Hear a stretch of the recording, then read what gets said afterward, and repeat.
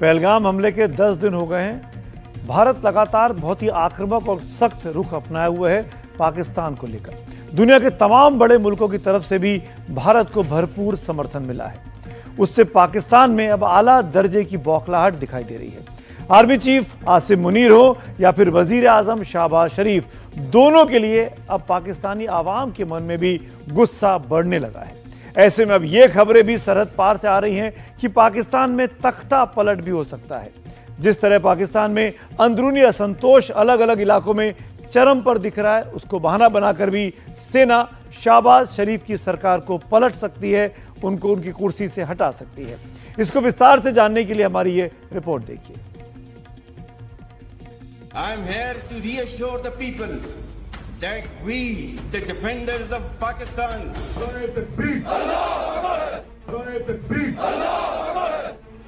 क्या आसिम मुनीर पाकिस्तान के अगले परवेज मुशर्रफ बनना चाहते हैं? क्या आसिम शहबाज शरीफ का वही हाल करना चाहते हैं जो जनरल जियाउल हक ने जुल्फिकार अली भुट्टो और परवेज मुशर्रफ ने नवाज शरीफ का किया था? क्या पाकिस्तान में फिर से फौजी हुकूमत के खौफनाक बूटों की आहट सुनाई पड़ने लगी है?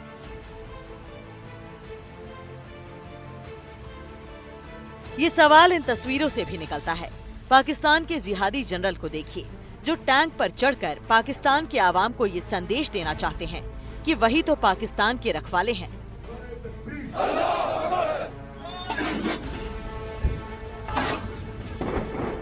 रावलपिंडी में जनरल आसिम मुनीर ने अपनी फौज की तैयारियों को जांचा परखा, हथियारों को भी देखा कि वो चल रहे हैं या नहीं, और लगे हाथ हिंदुस्तान को गीदड़ भभकी देकर पाकिस्तान के लोगों को मूर्ख बनाने की कोशिश कर रहे हैं।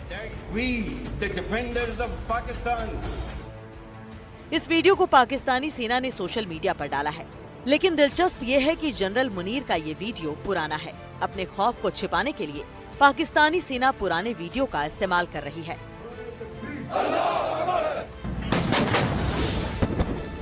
जनरल मुनीर ने जो अपनी जनता को संबोधित किया, उसके दो कारण हैं। एक तो ये कि पाकिस्तान की जनता ये बात समझ जाए कि आर्मी जो है वही सत्ता में रहेगी, असली पावर उसके पास रहेगी, और वो जो इस तरह का प्रो डेमोक्रेसी मूवमेंट है वो उसको बर्दाश्त नहीं है। दूसरे वो ये दिखाना चाहते हैं कि बहुत स्ट्रांग है, हम हिंदुस्तान से लड़ने के लिए पूरी तरह से सक्षम।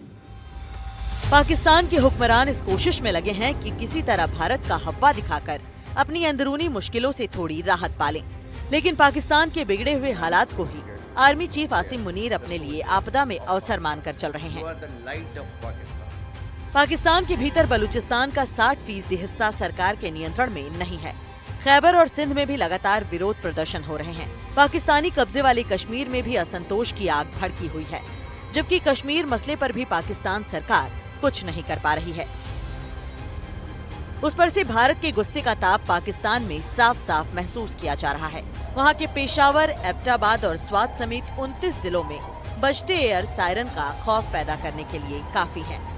इसलिए आशंका बढ़ गई है कि पाकिस्तान की खराब स्थिति का हवाला देकर मुनीर कहीं पाकिस्तान की तकदीर ना बिगाड़ने लगे।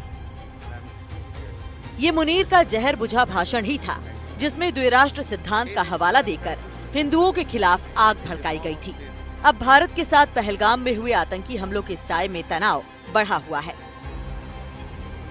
लाहौर और कराची के ऊपर के हवाई क्षेत्र का एक हिस्सा हर दिन 8 घंटे के लिए बंद कर दिया जाता है, और ऐसा पूरे मई के महीने में होगा। पाकिस्तान के कब्जे वाले कश्मीर की नीलम घाटी में सैलानियों के जाने पर पाबंदी लगा दी गई है। पीओके के मदरसे अगले 10 दिनों के लिए बंद कर दिए गए हैं। होटलों, गेस्ट हाउस, रेस्टोरेंट और मैरिज हॉल को इस बात के लिए तैयार रहने को कहा गया है, ताकि इन जगहों का इस्तेमाल पाकिस्तानी सेना अपने हिसाब से कर सके। 2 दिनों पहले पाकिस्तान के सूचना मंत्री ने तो रात के 1:30 बजे बड़ा ऐलान भी कर डाला था। पाकिस्तान के पास मुस्तनद इंटेलिजेंस इतलात हैं कि अगले 24 से 36 घंटों में पहलगाम वाक़े से जुड़े बेबुनियाद और खुद साख्ता इल्ज़ामात को बुनियाद बनाकर भारत पाकिस्तान के खिलाफ फौजी कार्रवाई करने का इरादा रखता है। पाकिस्तान भारत का खित्ते में मुद्दई, मुनसिफ और जल्लाद का खुद साख्ता किरदार सख्ती से मुस्तरद करता है।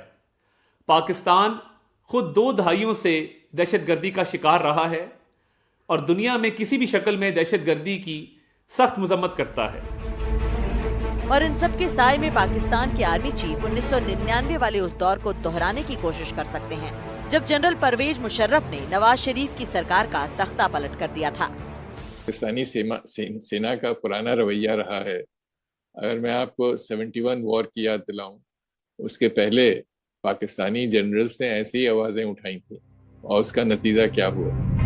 यूँ तो पाकिस्तान में आज भी लोकतंत्र घुटनों पर लुढ़कते हुए चलता है, लेकिन सेना की दखल बता रही है कि वहाँ लोकतंत्र के लिए खास जगह बचती नहीं है। एनडीटीवी इंडिया की रिपोर्ट। वो एक पुरानी कहावत है, पूरी दुनिया में हर मुल्क के पास सेना है, लेकिन दुनिया का एकमात्र देश ऐसा है पाकिस्तान, जिसमें सेना के पास एक मुल्क है। यानी वहां लोकतंत्र हो या ना हो, इसके कोई मायने नहीं है। पाकिस्तान के लोकतंत्र को खुद पाकिस्तान में ही कैसे चुनौती मिल रही है, जरा देखिए। पाकिस्तान भारत के हमले की आशंका में इस वक्त पाकिस्तान घबराया हुआ है। वहां विपक्ष के एक नेता हैं जमीयत उलेमाए इस्लाम पार्टी के मौलाना फजलुर रहमान। उन्होंने क्या बयान दिया है, आप भी जरा इसको ध्यान से सुनिए। हमें अफगानिस्तान के हवाले से सोचना होगा कि पाकिस्तान बहैसियत रियासत के उसने अफगानिस्तान के साथ अपने सफारती ताल्लुकात बेहतर क्यों नहीं बनाए। ये बात याद रखें कि जाहिर शाह से लेकर अशरफ गनी तक जितनी हुकूमतें आई हैं प्रो इंडियन थी, सिवाय अमारत इस्लामी अफगानिस्तान की। अगर हम कोई सियासत जानते, अगर हम कोई सफारत जानते, अगर हम कोई अपना मुल्की मफाद जानते, तो आज अफगानिस्तान को एक प्रो पाकिस्तान अफगानिस्तान होना चाहिए था।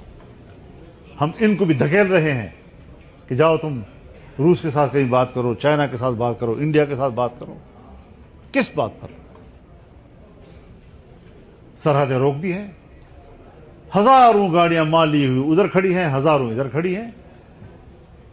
अवाम का माल तबाह बर्बाद हो रहा है। सरहद पर वहां टेंशन पैदा कर दी गई है। इंडिया की इकॉनमी ऊपर जा रही है, चाइना की इकॉनमी ऊपर जा रही है, बांग्लादेश की इकॉनमी ऊपर जा रही है, इंडोनेशिया की ऊपर जा रही है, मलेशिया की ऊपर जा रही है, अफगानिस्तान की ऊपर जा रही है, ईरान की ऊपर जा रही है, और इन सब के बीच में सिर्फ पाकिस्तान की इकॉनमी गिर रही। क्यों?